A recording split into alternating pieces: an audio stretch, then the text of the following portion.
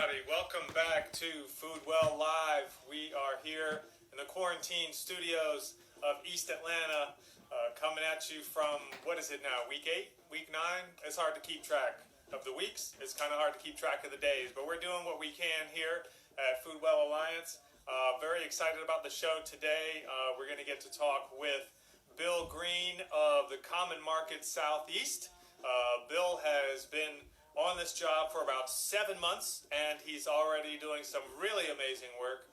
Obviously, in this time, everybody's had to pivot and shift, and it's been really impressive to see Bill and his team do that extremely well. Also talking with Cicely Garrett, who is somebody who I have a huge amount of respect for, has played many different roles here in local food, is now working with a new initiative with civic dinners, I believe, called Equitable dinners. Really a series of dinners that are rooted in equity, as well as just bringing people together around different subjects. So their next Equitable dinner is this Sunday, and Cicely will tell us a bit more about how these came together and what people can expect. So we are going to start off with Bill Green here in a couple of minutes. I just wanted to give you a couple of updates from around local food that I've been hearing and made aware of. I think first, most importantly, we have seen another huge number for unemployment. Another almost 3 million people filed for unemployment. We're over 33 million unemployed as a country. And here in Georgia, we crossed 1.8 million people filing for unemployment, which is about a third or 30% of our workforce. So really huge numbers here in Georgia. And so we certainly wish everybody who's dealing with recent unemployment very well. Our thoughts are with you. Our thoughts are with anybody who's lost somebody to this crisis, as well as to people who may have just lost a way of life. We again want to shout out our friends at Wholesome Wave. Anyone who has been recently unemployed, they can help you get enrolled in SNAP and EBT. They have a number of resources to help you gain access to fresh, healthy food. You partner with a number of farms and farmers markets across the state, and you can actually double the value of your SNAP and EBT at farms and farmers markets. So that's a huge resource available for anybody who is suffering due to unemployment here in this crisis. So, just got a text here from Bill. I'm going to help him join, so just give me one quick second.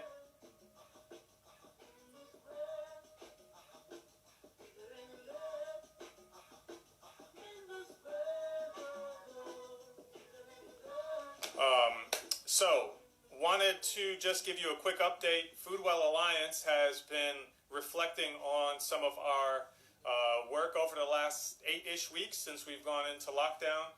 Wanted to share a few numbers with you. We're going to finalize these and send them out in the near future, but wanted to go ahead and give you a little preview of some of the things we've been working on.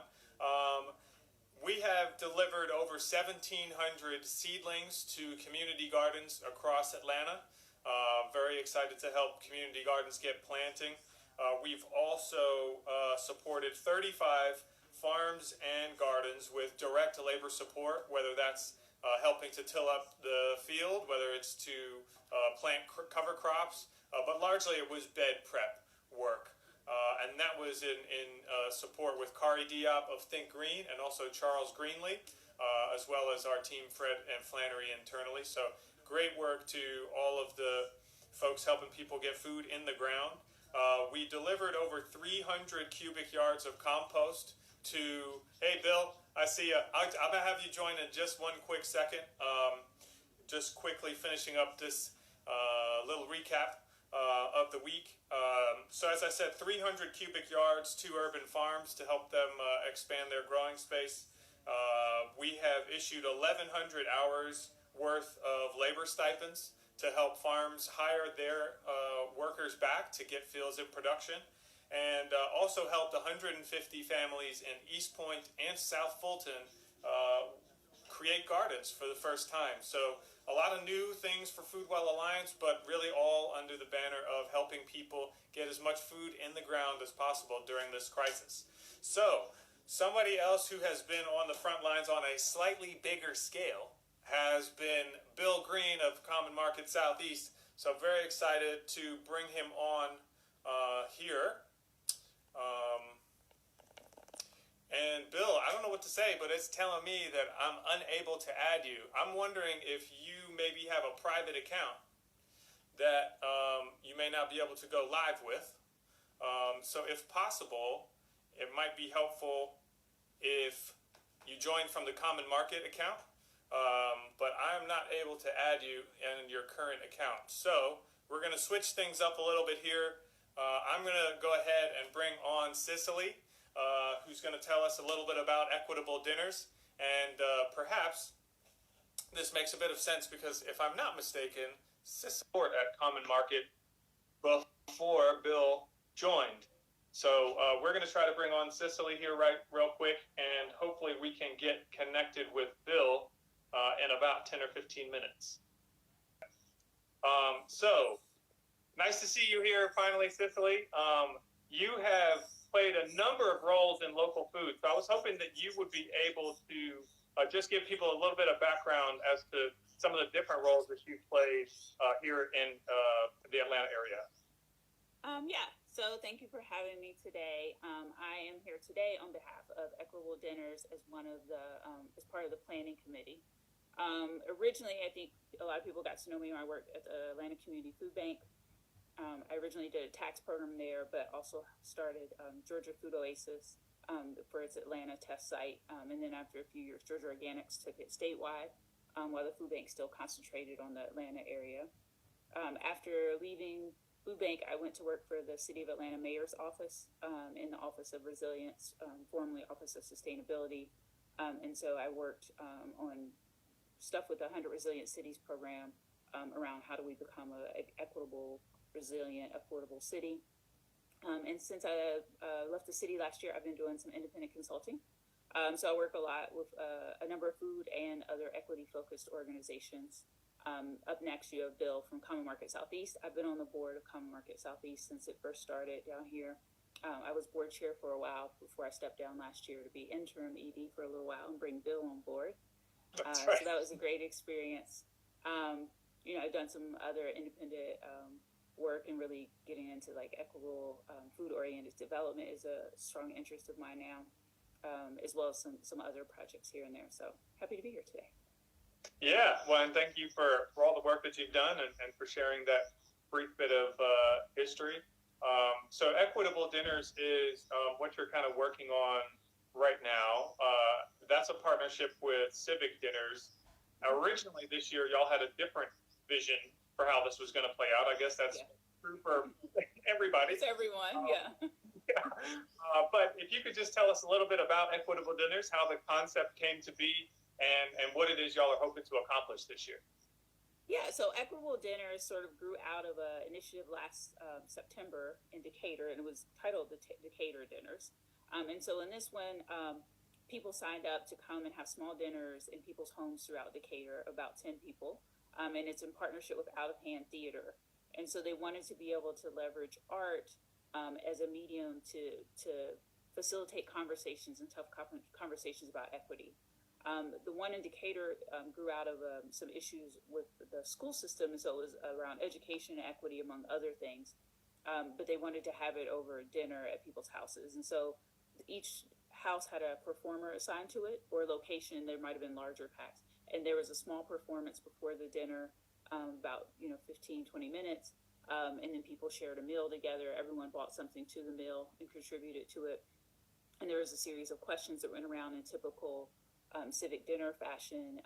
And each dinner also had a host facilitator. And so I was a host facilitator at one of the dinners.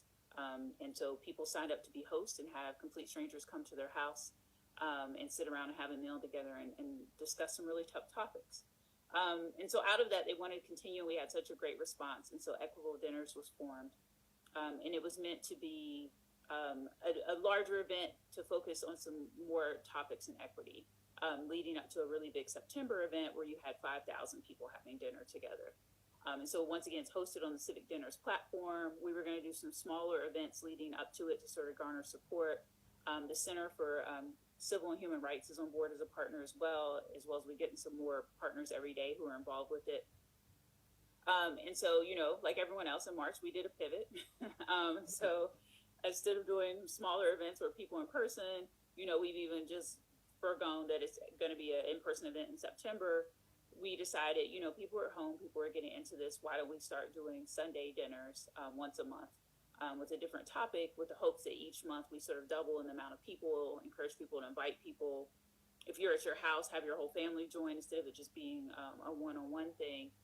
Encourage people to bring their food and drink with them and sit down and have a couple hundred strangers with you on Zoom become your new friends and conversation partners in a virtual dinner.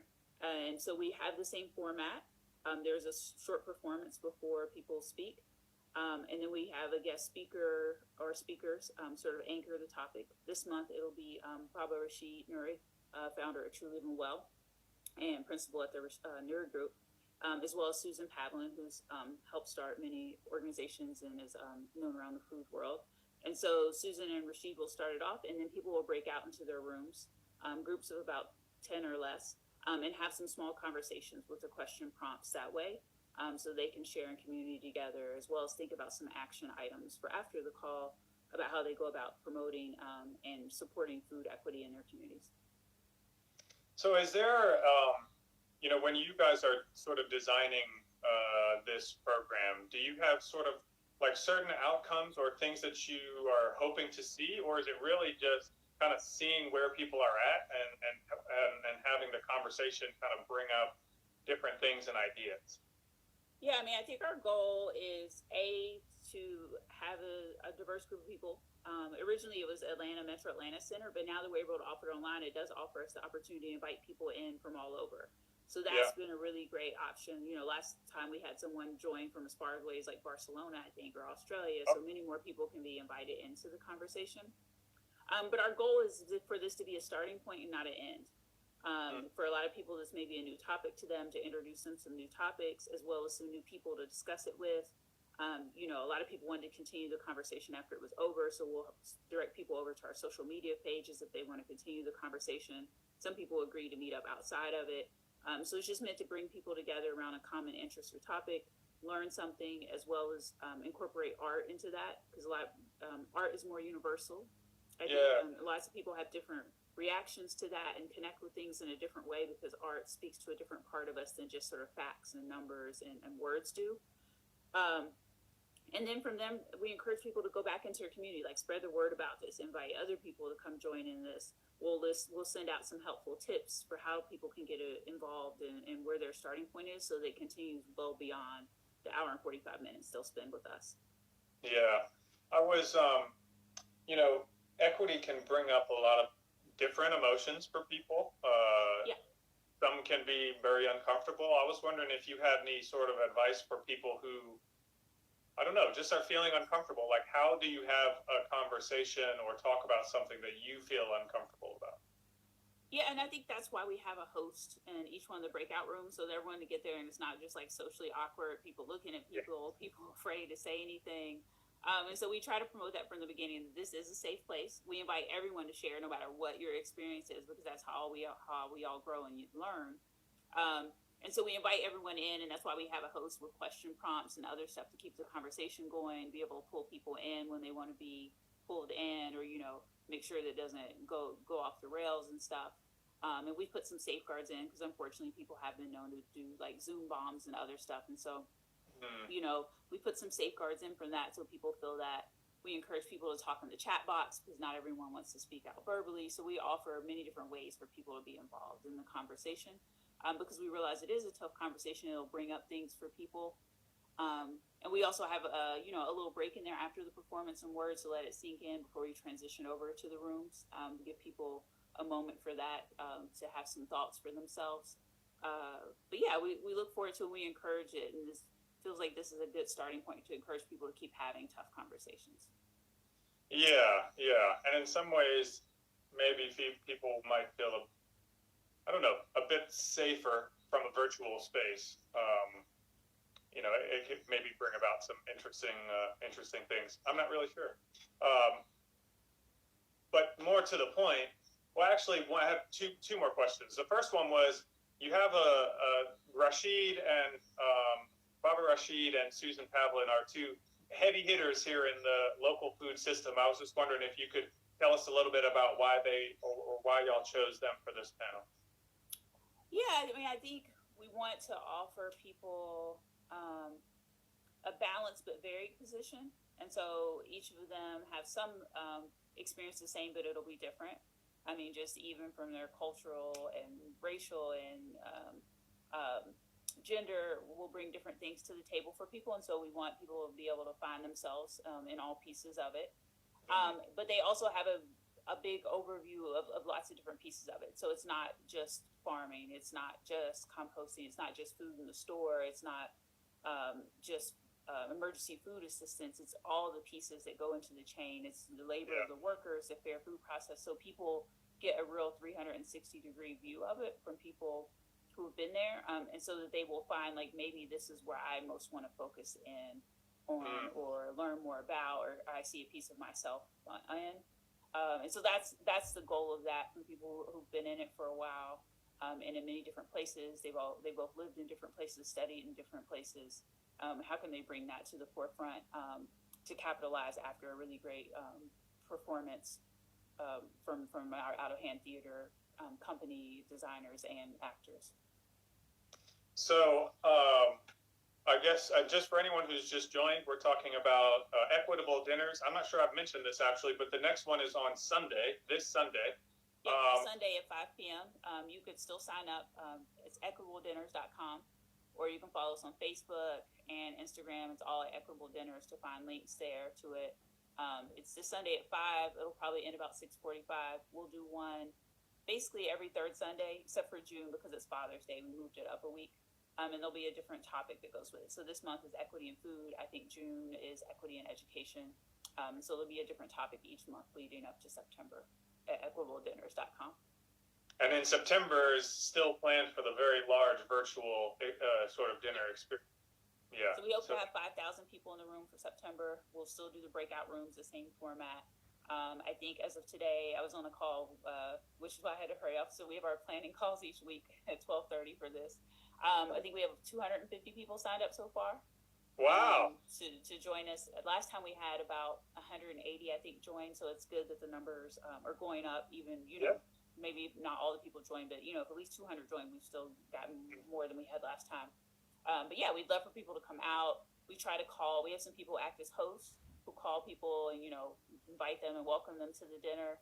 So they have a personal touch and follow up with them after to get, see how it went, as well as feedback surveys so that, we keep improving the model. But we're excited about this and to have more people on board.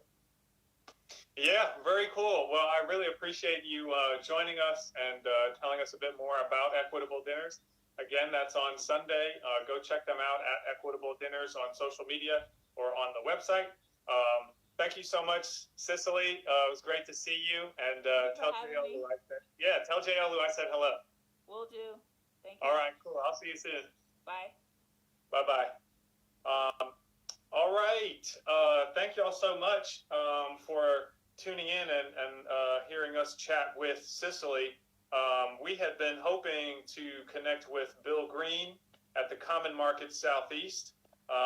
So we're going to try to add him on now through his other account and see if we can have this much anticipated conversation. Bill, we made it. Did it. Success. So great success. And as I sort of realized as it was happening, maybe appropriate for Cicely to come first, because I just realized that she was holding down the fort at Common Market before you arrived. That's right. I will be forever indebted to Cicely, as well as Lily Rollator, because when I first started here, I had the two of them to not only show me the ropes, but also to handle a lot of the fires and a lot of the work while I was still learning the job. So the two of them really took great care of me and are largely responsible for a lot of the success that we're now seeing. And, just to give people the full context, obviously everyone's mission has shifted in the last few months, but you have really only been in this position for a few months. So since you've got here, it's probably been a bit like drinking from a fire hose. Is that fair to say? That is fair to say. It's amazing how fast things have happened. I've been the ED here at the Common Market since last August, roughly, and it was kind of trial by fire because, like I said, I had Cicely and Lily to have kind of a soft launch, so to speak. But once our model started to change, and it changed quickly, there's been so much work to do, so much to learn. We have such a fantastic team here, but we had such a small team that was doing a tremendous amount of work. But when that model changed, everything had to change. Our team composition, the numbers, how we looked at our business, all had to change. And so I've been learning on the fly while leading us through this change. So I'm really indebted to the folks that were here before I got here. So our sales team, Abby and Eleni and Corey in the warehouse, and our great drivers, it's made this transition as easy as possible given the circumstances. Yeah, no, absolutely. Great to have a great team, really. And I think we're learning this more than ever, is that we got to depend on the people who are around us. So for anyone who wasn't maybe not super aware of what the Common Market typically does, you're basically a regional food distributor. But can you just tell us a little bit about, who you typically were working with and for, what kind of partners you had pre-COVID, and now how you've shifted in very quick fashion throughout the month of March and April and now into May? Sure. So the Common Market is a nonprofit food distributor that we focus exclusively on farmers that grow sustainably, that are local. And we define local as 250 miles around our warehouse. And so when we first started in 2015, we were branded Common Market Georgia because it was all Georgia. And some of our product, much of our product actually, was coming from Alabama. And so we extended into Alabama a few years ago to start serving customers there and to bring on even more farms. So that's when we became Common Market Southeast. We're here primarily, our mission is to connect communities with good food from sustainable family farms. In essence, that's what we do. And so some of the things that we really rely on, some aspects of our vision that come through that mission are, one, transparency. We're very transparent about the farms that we work with, both to our customers and to the community. We have a sense of community and a local impact, as well as stewardship. We want to work with partners who view the land from a steward's mentality and want to put back in the ground as much as they're taking out. And I consider our team also, we strive to be good stewards of what we've been blessed with as well, in terms of the resources, the relationships, and the farmers that we serve. So we're community devoted on the farmer side, but also on the supply side. So we have traditionally sold to hospitals, schools, universities, restaurants, community organizations, retailers. So that has primarily been our base historically as a distributor. So when we shifted, once COVID hit, and all of a sudden we could no longer reach many of our traditional partners, we had a choice to make. Either we waited out until things changed, or we were going to change our model even in the short term. And so we elected to change our model. And so we began dealing directly with consumers. We always had a farm share program, but that was still based with the employers where those CSA participants worked. And so we no longer had access to many of them. So we had to set up locations where we could then drop off their farm share boxes outside of where they worked. So that was the first shift. And I think the second shift then became, how do we sell more boxes to people that need them? And so we began to sell boxes to organizations that were buying them for neighbors, for friends, for people that they just knew were hungry in the community. And then that led to Come on now. communities as well. So we really, our model now is not so much lean and just pushing a lot of product to customers, but now we have a much more robust staff because we're doing more processing of boxes to get out to the community. So it's been a huge pivot. Yeah, no, it's been a huge and very fast pivot. And you really only scratched the surface of what you pivoted to. I got a couple more programs to ask you here about. I was hoping you could tell us a little bit more about your city contract and working with seniors, maybe how that came together and all the work that you had to do to just prepare for that. I got a glimpse of it on some of our conference calls, so I know you've been very busy, but if you could just share a little bit more about that program, that would be great. Sure. So when we began our shift, we started trying to assess where is the real need. And we saw a tremendous need and outcry in the senior community. So we targeted some of the relationships that we had in the senior community, and one of them was the Atlanta Housing Authority. So we were in the process of beginning conversations with the Atlanta Housing Authority about providing what we call our farm fresh boxes, which is a variation on our farm share that is more meat and potatoes, so to speak, not so much for people who want to try new and interesting foods, but people who need food and need food that maybe they recognize. So maybe not so much like Robbie, but more sweet potatoes and collard greens and things guys that know how to cook. So we had developed these boxes. So we had two sizes of farm fresh boxes. We were in the process of talking to the Atlanta Housing Authority about their 11 buildings of seniors and how we might be able to provide those boxes to those seniors. Well, while that was in place, we got notice from the city, and we were asked to bid on a contract to provide these very same boxes to seniors throughout the city. And so we applied for that grant and were awarded it. And so, well, it's not a grant, but a procurement contract. We were awarded that procurement contract, and so we were then selected to serve these boxes to 300 seniors on a weekly basis. And the shift really has been, in the past, where we would have dropped off a pallet of these boxes at each location. Now, with COVID, our partners asked us, and we certainly were in agreement with this, that we needed to deliver the boxes directly to the houses where each of these seniors live. So that was brand new for us. So we hired a driver and a jumper to deliver these boxes around the city.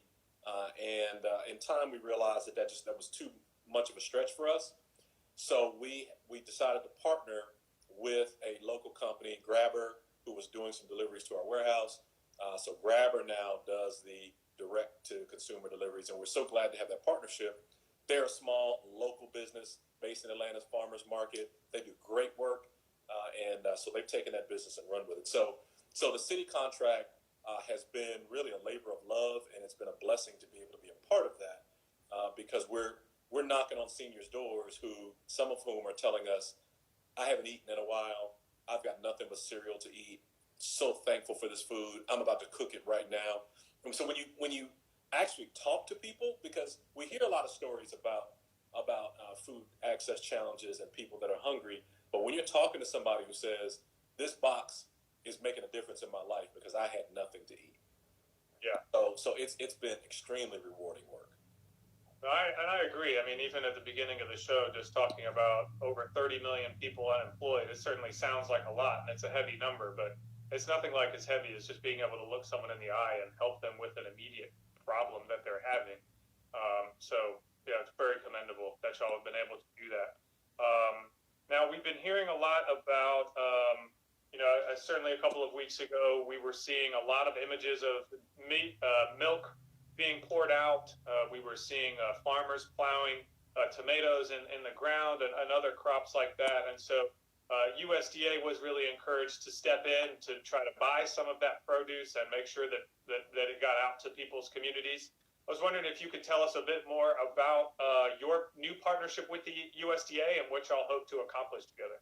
Sure. So the USDA opportunity has come along recently, and we were excited to jump on that because, again, it's an extension on the new work that we've been doing and getting produce directly to people that need it. And so The USDA had a bid process for another procurement contract to provide boxes of produce from farmers who needed to move their produce.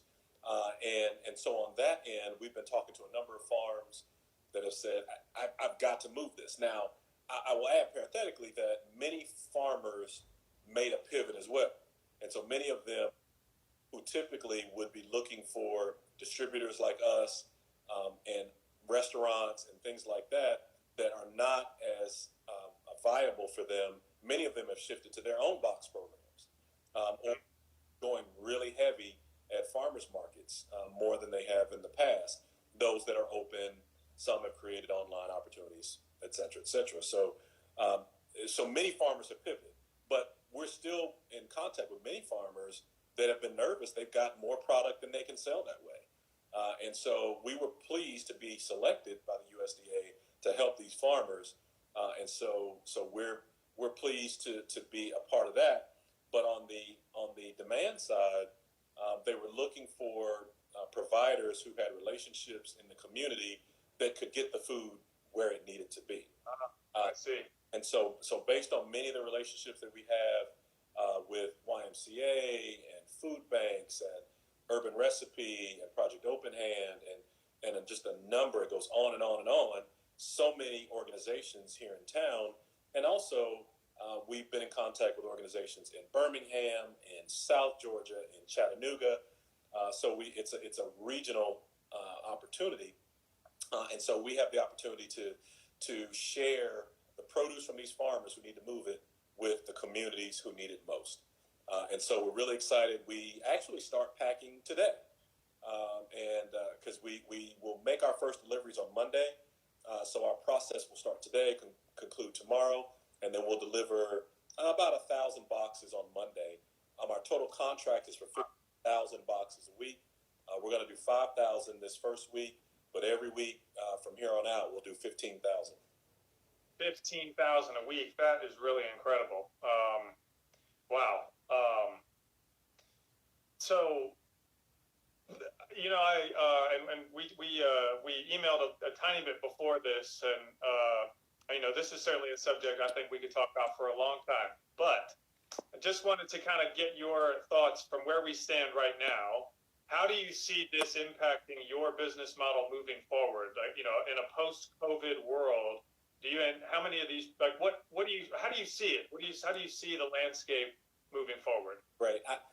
My personal belief, and this is just me talking, I don't believe there will be a post-COVID world.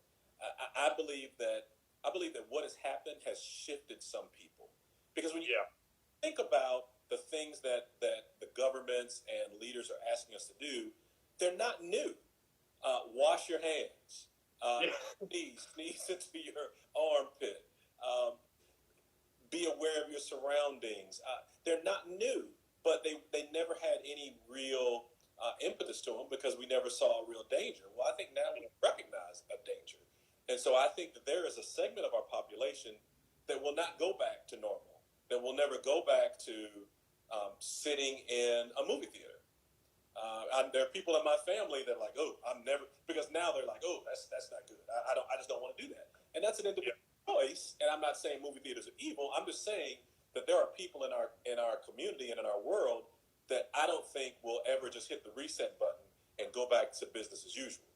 So that being said, I believe that the direct-to-consumer model is going to increase significantly. Those that are already playing in that space are seeing tremendous lift beyond what they can handle. And just everywhere we turn, more people are asking us for this direct-to-home model. Now, wholesale will come back. Restaurants will come back. All of the traditional markets and venues will be back in play at some point. If not later this year, definitely by the first of next. However, there will be a segment of the population who will still keep their distance.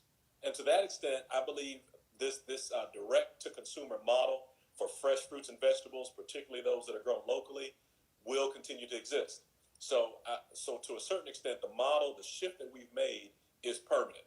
I believe that will continue to be an increasing part of our business here. We will go back to servicing hospitals, schools, universities, when they all open, we'll be here for our restaurant partners as well.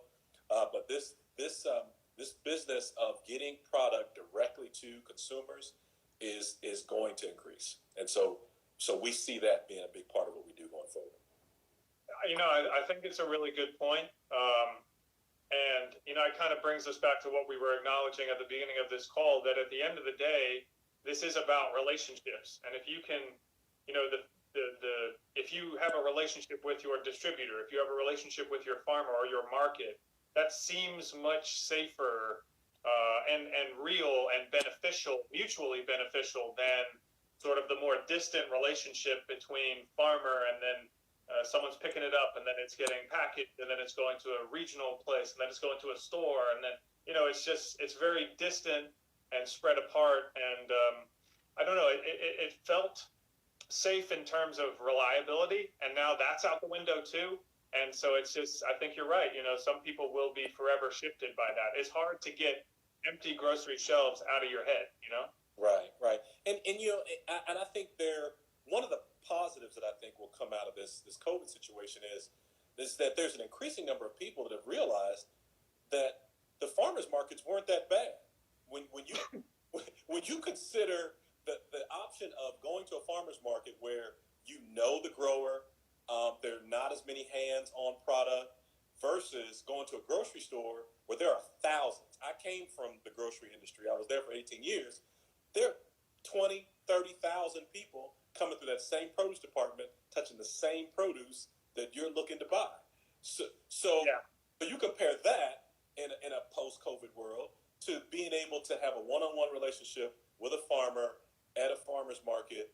I believe coming out of this, when those markets are able to open again, I'm hopeful and I believe that they will see a tremendous increase in business. And you're outdoors, and they have hand washing stations everywhere. I think they've done a really great job at trying to make sure that people stay safe. There was something else yes. You reminded me of when I went to a grocery store and I picked up an avocado and I squeezed it, and I realized, well, you got to take this home now. We can't do that anymore. But it's that kind of thing is still happening at grocery stores, and it just, it definitely gives you a moment to pause and consider, is this really the safest move? So I think you're right. There may not be hopefully we get beyond COVID, but in terms of like a new normal, I think that a lot of this will carry forward. So I appreciate you sharing that insight. We certainly appreciate everything that you have been doing, all the hard work, coming in and hitting the ground running. It's just extremely impressive. So thank you for everything, Bill. Typically, I like to give the last word to the last guest of the day. So if you have any words of wisdom for the folks tuning in, we'd love for you to share it, and then we can wrap it up here. Okay, all right. So I think the word that I would leave everyone with is something that you touched on, James, that is crucial, and that is the importance of relationship. And we see it in the local food movement. Extremely important in being able to get food from the ground to the table. It's all about relationships. We're seeing it here with the team that we've hired. We've hired 30-something people so far, and we'll probably hire over 40. Because what it takes from the driving team to the warehouse team in order to make this thing function. And one of the reasons we've been able to hire so many people so fast is through relationships that people who work here have. And so many of the folks that work here have sent out in their circles, hey, there's an opportunity at the common market. And we have just had a flood of people. But it was relationship based. If I went out myself and said, hey, you want to work for me? It doesn't work. It takes relationships. And so one of the things I hope comes out of this COVID situation is that we recognize that we all need each other. I shared this with the trainees that I did an orientation with on yesterday. I heard a saying that says, if you want to go fast, go by yourself. But if you want to go far, you got to go with a team.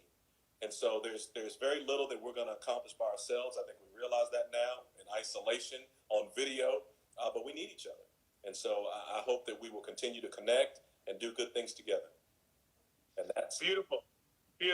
Thank you. Yes, that is the final word. Thank you so much, Bill. Again, appreciate all your hard work. we're going to wrap this show up today. Again, every Friday at 1 p.m. We actually might take next week off, it being Memorial Day, to be determined. But we do plan to continue this show as a part of our new normal. So we appreciate everyone tuning in and appreciate all the guests for coming on. Shout out to Cicely again, Equitable Dinners, for all the great work she's doing. Again, thanks to Bill, and we will see everybody next week. So have a great weekend and stay safe. Thanks, James. All right. Bye-bye. Bye now.